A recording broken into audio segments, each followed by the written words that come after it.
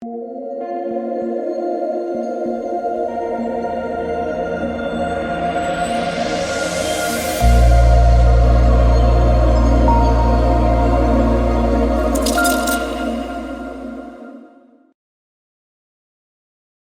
we are back for an 11-game slate on Monday. Welcome, guys. My name is DK. I cover content for daily fantasy sports. In this video, we're going to be talking about the 11-game NBA slate. Also cover content for NFL and for player prop stuff like prize picks, underdog, parlay, play. If you guys are not on prize picks, you can use the code DKDFS for a 100% match up to $100. It'll be linked down below. But basically, it's a player prop site where you build 2, 3, 4, 5, up to 6 player props and go 25x your money.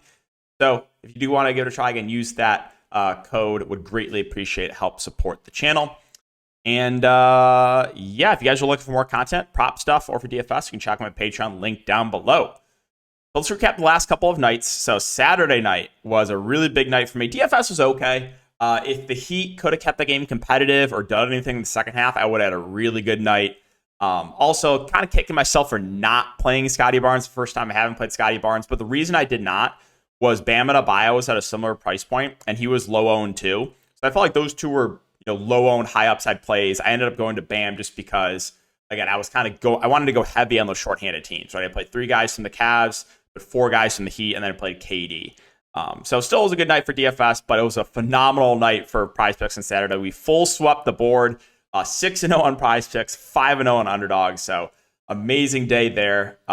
Today for NFL, not great. Not great for prize picks either. And then for NBA DFS, I played Giannis, ran a massive blowout, just kind of catching some bad luck. So down day overall for me, so hoping to bounce back tomorrow. Let's recap everything over the last couple of days. And yeah, let's get into the video. So Boston, Washington's first game here. So from the Boston side, they're running a pretty tight rotation. And I like the matchup a good amount here. So I think the guys in the mid-range probably stand out as the best point per dollar plays. Guys like Porzingis, Brown, Holiday, Derek White, especially the 2 guards, Holiday and White, feel a little bit too cheap. It's a great matchup here. I think I would prefer Drew to White if I had to pick, but both guys had a solid game last game. White went off for 50 fancy points. So yeah, there's a good amount to like here for Washington. I'm not going to talk you off Tatum either, in a great spot if you want to spend up for him. Al Horford at 4.9K. He should play mid-20s minutes off the bench. I think he's a relatively safe play. And then, yeah, you'll see some Pritchard, Hauser, and Cornette in the rotation, but they're not going to play a ton. So mainly the top-end guys I'm looking to for Boston. I think the only thing you have to worry about here is potential blowout. This Washington team is not great. And Boston, I think, is one of the best, if not the best teams right now in the NBA. So you do have to factor in the blowout risk. Now, on the Washington side, we've got to keep an eye on the stats of Daniel Gafford. He got banged up. He was able to return last game and finish. So we'll see. If he does not play, we're going to get a min price Mike Muscala most likely starting. I think it would be one of the better values on the board. And then I was looking at him like, who would be the backup center in that scenario? Anthony Gill or John Butler?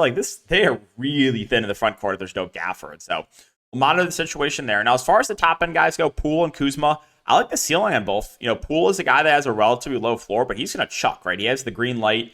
Kuzma, a bit of a higher floor, right? Can do a bit more of the peripheral stats, but like the ceiling on both those guys. I think your safest overall play here would be Tyus Jones, just because, again, he has the ball in his hands a good amount and is good at racking up the peripheral stats. Don't really know if I get to anyone else. Denny will play mid to high 20s minutes. I don't know. Koulibaly has been a little bit quiet to start the year. Kispert, I want to say he had a really big game last game, but I'm not going to chase that. So let's move on to Chicago and Indiana. So in the last video, I mentioned how if Levine plays, that he would be my favorite of the Chicago Bulls. We talked about that in the Patreon stream, and he went crazy, right? He went for 59 fantasy points. Now, the reason is when the Bulls are fully healthy, like their big 3, I'm always just, if I'm going to play one, I'm going to prefer whoever's the lowest owned. And I knew Levine was going to be the lowest owned because he had 2 really bad games and was a little bit banged up. And yeah, he went for 60 fantasy points. So with the Chicago Bulls, I kind of have a tough time getting to any of the main guys. It's a decent spot, but an 11-game slate, they're they're all a little bit underpriced, but I kind of have a tough time prioritizing them. Kobe White is there for me. There's not really a lot that I like here for Chicago. Let's move on to Indiana. Halliburton is 9-4. I think he's a pretty safe play.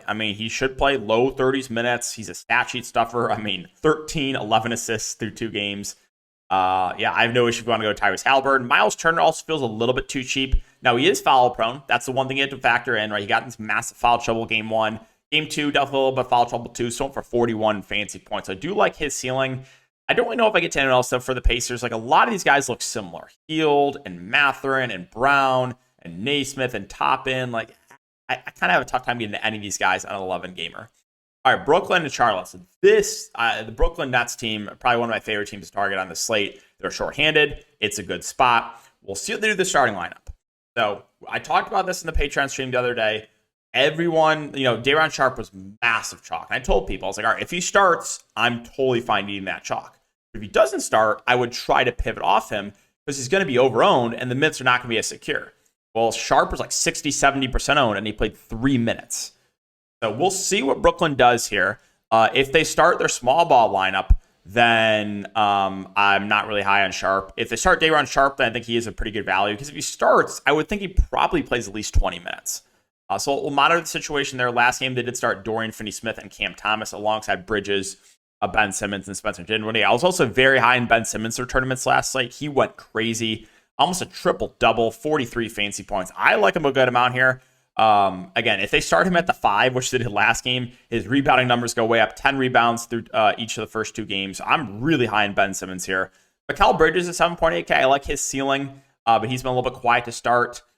Dinwiddie, I think I would honestly rather get to Cam Thomas, but Dinwiddie I think is still a decent play. Cam Thomas is playing out of his mind. If he starts again, yeah, sign me up for some Cam Thomas. The ceiling's there. I will say I don't know if he's going to continue to average 30 plus points a game, but Brooklyn's one of my favorite teams to target in the slate. And then if Dorian Finney-Smith starts again, which I think he will, I think he's a really safe value. Royce O'Neal saw a lot of minutes. Again, they just ran a lot of small ball with guys like Finney-Smith, Royce O'Neal, Ben Simmons. So, I really like Brooklyn tomorrow. I'll say probably my favorite team to target.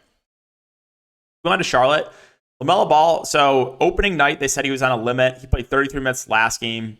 We'll see if we get any sort of clarity on that. He has not shot well, and he's still averaging like 45 fantasy points a game. So, the ceiling is there for LaMelo, especially when he's knocking down his shots. Rozier feels priced about right. Same with Hayward. Mark Williams been a little bit up and down to start the year. 6.1K, probably pass. Nothing else I really love here. The bench is gross. So kind of just like LaMelo, and that's it. Portland and Toronto. So this Blazers team is just awful. They are really bad. Scoot has not looked good to start the year at all. Obviously no Simons. They're on the road back-to-back. This is all the makings for a massive blowout here. If you think Portland can keep this game competitive, I think Shaedon Sharpe and Malcolm Brogdon would be my favorite options. Brogdon off the bench will be that high-usage guy. Sharpe should play a ton of minutes if the game stays competitive. So I think those two would be my favorite options. I mean, if you want to mess with the centers, I guess, but they feel priced about right. Jeremy Grant does have a ceiling too, but I'm just not confident this team can keep it competitive. I'll mention kind of a maybe sneaky off the board play would be the rookie Kamara. He's not going to play huge minutes if the game stays competitive, but if this game turns into a blowout, you would think that he would get extended a bit. So I will mention him as kind of an off-the-board contrarian value. Toronto. So again, when will the Scotty Barnes faders learn? He's made me a lot of money to start the year. Played him in 2 of the 3 slates so far for DFS. I've been taking his overs every single day on player prop stuff, and it's been working out. And again, I know I sound like a broken record. He is a different player this year. He has a different role. He's their go-to guy without Fred VanVleet. Projection sites, Vegas, they just were not accounting for his new role. Us preseason grinders knew, though, right? If you were grinding the preseason with me. So even at 7-7, I like the ceiling still on Scotty Barnes. Now, I will say, I'm a little bit worried. I don't know if Portland keeps this game competitive. Siakam, I'd rather play Scotty Barnes. Mid-range plays, Schroeder feels priced about right. We'll keep an eye on the status of OG. If he does not play, Gary Trent should start. Played 33 minutes last game. The only issue with Gary Trent is he's somewhat scoring dependent. Jakob Poeltl's 5'6". The minutes have not been amazing on him. That's the kind of the downside. We'll keep an eye on the status of Precious Achiuwa. He got a little bit banged up last game as well. But yeah, let's move on to Minnesota. McDaniels 5.1K is questionable. Monitor the situation there. If he does not play, NAW most likely starts. NAW been a little bit quiet to start the year, but still is relatively cheap if he starts. I think he's a reasonable value. 2 guys at the top, Ant and Cat. I like the matchup for both. I'm expecting mid-30s minutes for both. So, yeah, sign me up for some Ant. Sign me up for an 8.4K Karl-Anthony Towns. That feels a little bit too cheap. Gobert just feels priced about right. But again, he still has a ceiling when he has one of those games where he pops off for blocks. Conley and slow-mo, secondary plays. My boy Naz Reid. 24, 28 minutes. We know how good of a point per minute guy he is. I mentioned, I was like, all right, he plays 24 minutes again. I think there's a very good chance he's going to score more than 16 fantasy points. Well, he went for 42 fantasy points. So I still have some interest in Naz Reid for tournaments just because of how good of a point per minute guy that he is. Talk about Atlanta. So really tilting tonight. Again, I had Giannis. Giannis was like way lower owned than he should have been tonight. I also had his over fantasy score, which he was easily going to hit, and the Bucks just lose by like 40 at home to the Hawks. But yeah, Trae Young, DeJounte Murray, like the ceiling on both. Murray, maybe a little bit higher floor. Trae, we know, has a high ceiling. The two centers in Capella and Okongwu, I think, are decent point per dollar plays. Okongwu feels a little bit too cheap. Same with Capella. Jalen Johnson's the guy I wanted to talk about, though. He started last game. Now, I mentioned the stream. I was like, all right, I love the ceiling on Jalen Johnson. He was absolutely smashing, but I said there's a very good chance he gets in foul trouble. What happened? He got in foul trouble. 3 fouls and picked up his 4th one. He lost a lot of time, but he looked really good in the preseason. And if he starts again, I like Jalen Johnson. Now, the issue is, once again, I think I'm worried about foul risk because who's he going to guard? Probably Karl Anthony Towns. All right, so you got to factor that in. Hunter, Bey, Bogdanovich are all secondary plays for me. Let's move on to Dallas and Memphis. So now Luka at 12K, that feels priced about right for him, but still a guy with a massive ceiling. I mean, he's averaging like 75 fantasy points to start the season. Kyrie, I'll pass on him. I have a hard time right now trusting the rest of this Dallas rotation. Jason Kidd's a troll. I don't know what's happening. Derek Lively, I mean, he played well and he only played 17 minutes last game. Like, I just don't trust this team. If you want to take a shot at Hardaway for tournaments, fine. Grant Williams would probably be the only other starter that I feel relatively good about minutes-wise, but he feels priced right. If you want to take some shots on these guys, you can, but on an 11-game slate, I'm probably just going to pass. Talk about Memphis. So no Aldama, no Luke Kennard. You got Bane at 8-6, Jaren at 8-2. That's where the offense is run. We'll see what the ownership is. Jaren's been pretty popular and it's kind of been a letdown. He's always someone that I prefer to play in tournaments and not when he's high owned. So if he's going to be low owned tomorrow, that's where I'm willing to fire up some Jaren Jackson Jr. I think he'll be relatively low owned after back-to-back or, kind of subpar start to the year where he's been very popular too. Desmond Bane bounced back with a solid game after he just tilted me beyond belief. 1 of 10 from 3 when I played him at no ownership. But yeah, the two main Memphis guys, I like the ceiling on both. Marcus Smart at 6.5K, I think is pretty safe. We know we're getting out of him, low 30s minutes. David Tillman dealt with a little bit of foul trouble last game. He most likely plays around 30 minutes.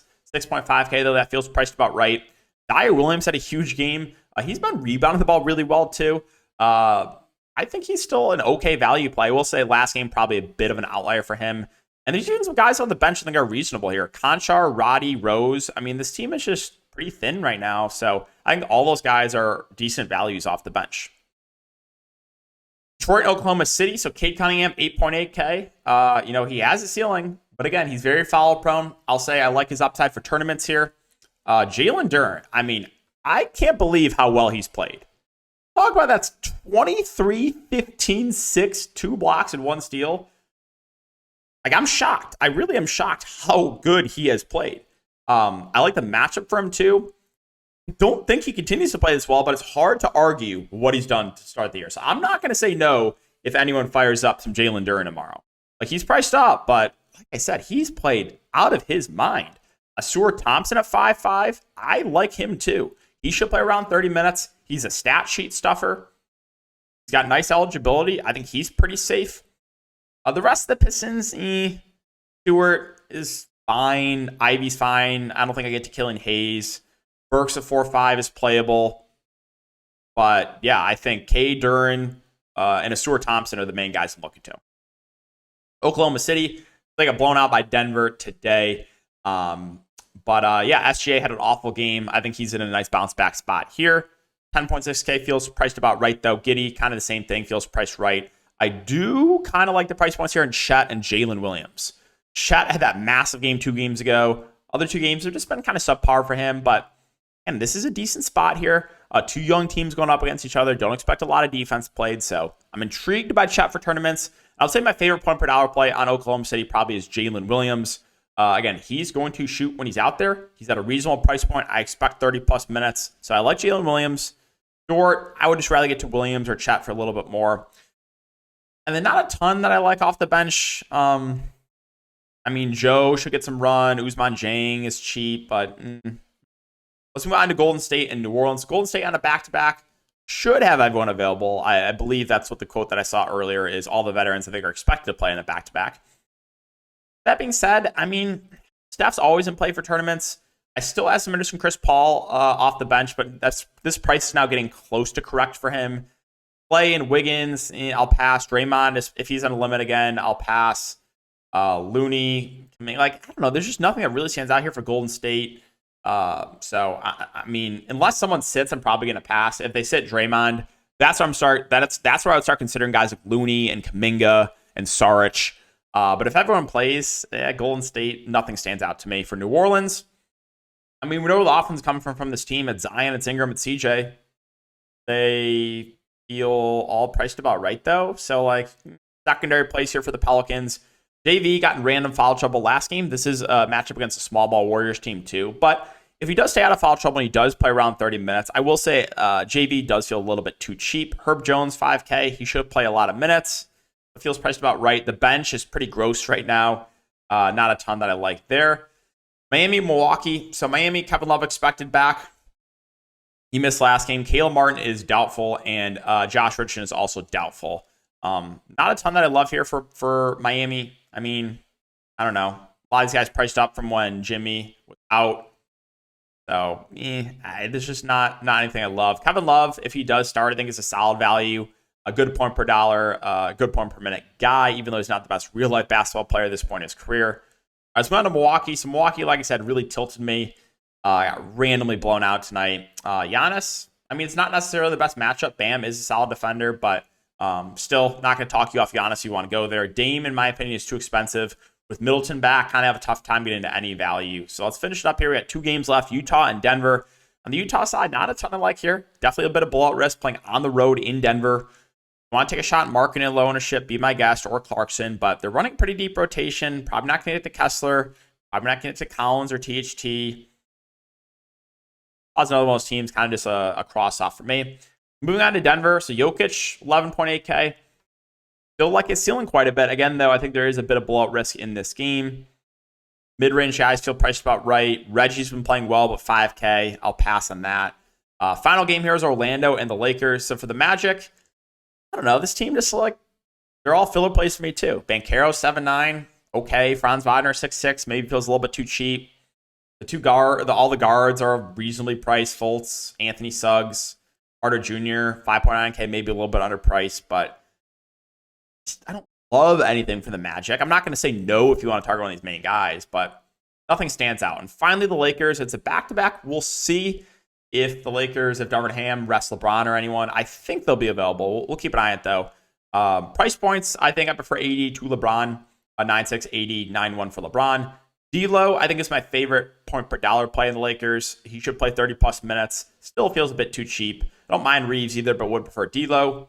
Prince feels priced about right. If you want to target Vincent off the bench, I guess, but he got a price bump. So, yeah, that's going to do it for the Lakers, and that's going to wrap it up for the video as well. So, yeah, guys, if you have been enjoying, make sure to like, subscribe, hit the notification bell. I just wanted to say I really appreciate all the support. It's been crazy last week or so on Twitter and YouTube. So, can't thank you guys enough. Keep an eye out for Prize Picks content. We'll see if I get one up tonight. If not, tomorrow morning. But thanks again for watching, and we'll see you guys all in the next one.